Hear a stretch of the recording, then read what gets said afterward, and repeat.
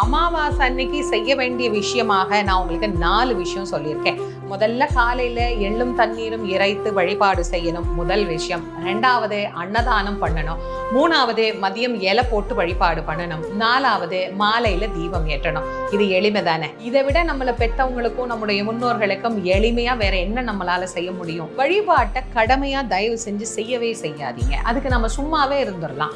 வழிபாடு செய்கின்ற போது உண்மையான அன்போடு உண்மையான பக்தியோடு அந்த பெரியவங்க நமக்காக செலவழித்த அந்த நேரத்தை, நமக்காக அவங்க பட்ட பாட்டை, இதெல்லாம் கொஞ்சம் யோசனை பண்ணி பார்த்து மனசார அவங்களுக்கு நாம இந்த ஒரு சின்ன விஷயத்தை செய்யும் போது அவங்க ரொம்பவே மனம் குளிர்வாங்க, ரொம்பவே நம்ம மேல சந்தோஷப்படுவாங்க. அவங்க சந்தோஷப்பட்டாங்கன்னா எப்பேற்பட்ட தோஷங்களா இருந்தாலும் அது நம்மளை விட்டு நீங்கும் அப்படிங்கிறது தான் நிதர்சனமான உண்மை.